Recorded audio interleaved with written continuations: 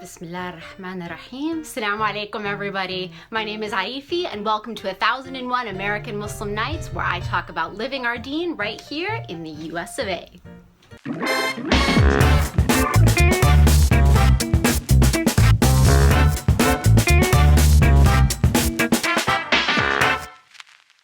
Assalamu alaikum, everybody. Welcome to this episode of 1001 American Muslim Nights. Today I'm going to talk about some of the really great experiences I've had interacting with children here in the US as a hijabi.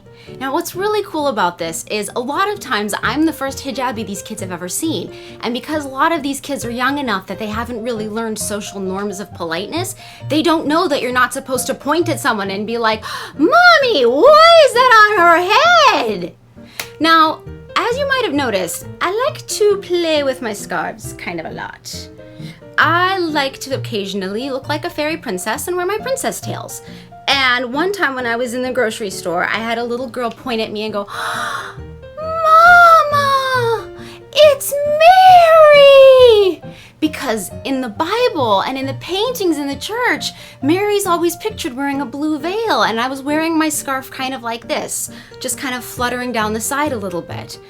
And I really wanted to turn around and talk to her and be like, "Oh no, actually I'm not Mary, but a lot of religions, women choose to cover their hair." And I couldn't, unfortunately, because her mom was horrified that this had happened and basically just grabbed her child and was like, "I'm so sorry, I'm so sorry, I'm so sorry, I'm so sorry, I'm so sorry, I'm so sorry," and just pulled her away as fast as she possibly could. So that one was kind of a bust. But I've had a few that have been really fun. My absolute favorite was one time when I was in line at the grocery store. There was this little boy who's maybe 4 or 5, could not have been older than that. Turned and looked at his mom and was like, "Mommy, why are they wearing that on their head? Mommy!" Because I was standing with my sister and both of us are hijab-alicious. And of course the mom got horrified, as moms tend to do when their children ask terribly inappropriate questions. But I don't really think it's that inappropriate because I'm dressed different than everyone else they've ever seen around them. So I asked the mom, like, "Do you think it'd be okay if I explain to him why I'm wearing this?" And she said, yeah, it's fine. Go right ahead. So I said, "Okay, do you know what a religion is?" And he's like, "Yes, I'm Catholic." It's like, "Okay, so have you seen nuns? And you know how sometimes nuns cover their hair?" He's like, "Oh, yeah. And he knew that. So I said, "Okay, so sometimes other religions, we all want to show God that we love him, and we show God by covering our hair. This is one of the ways we show God we love him. But I need to choose my words really carefully when talking to very young kids because they are super literal." So immediately in the grocery store line, this little boy pulls the back of his shirt up over the top of his head, kind of Beavis and Butthead style, and was like, "I love you, God!" And his mom was so horrified and so embarrassed and just looked frozen in shock, like did not know what to do next. And I realized I had caused this problem. I was like, "Oh, no. You know, there are a lot of different ways that you can show God that you love him. Like, you can just be really nice to your parents and be very polite at school and do good things for other people and share. Sharing is a great way to show God that you love him. And just say thank you. Say thank you to God for everything that happens good in your life. Just always remember to say thank you and he'll be very happy. And he'll know that you love him. You don't have to cover your hair. It's okay." And he was like, okay, I'm gonna say thank you every single day." And the mom was like, "Thank you."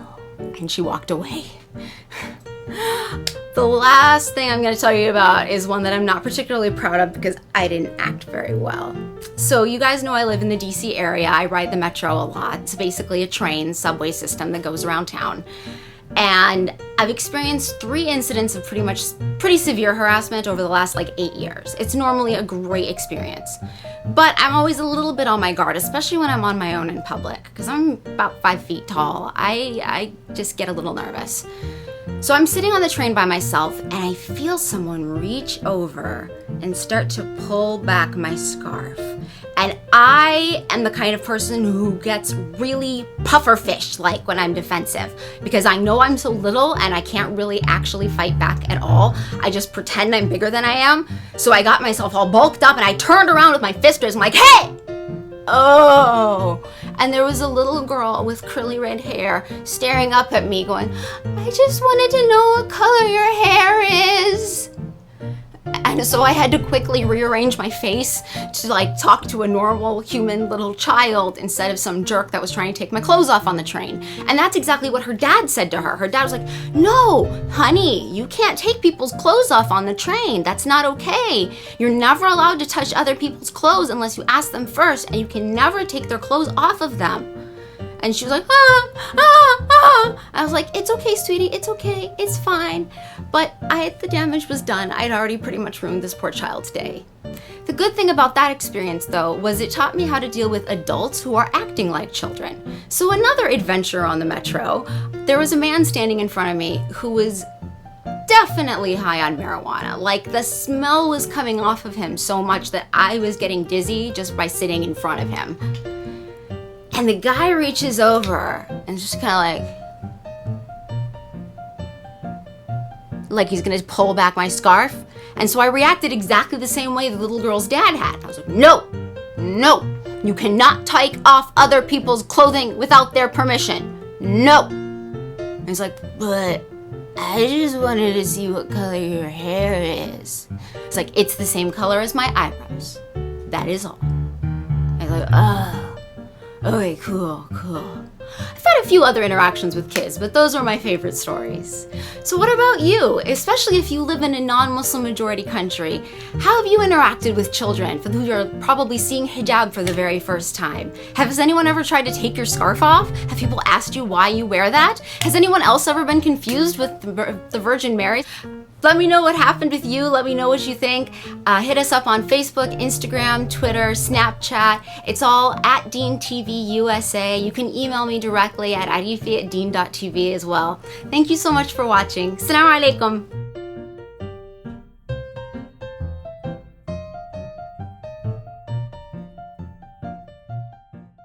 This Dean TV video was brought to you in part by Penny Appeal USA, Small Change, Big Difference, by Islamic Relief, working together for a better world, and by Guidance Residential, the #1 Islamic home financer in the U.S.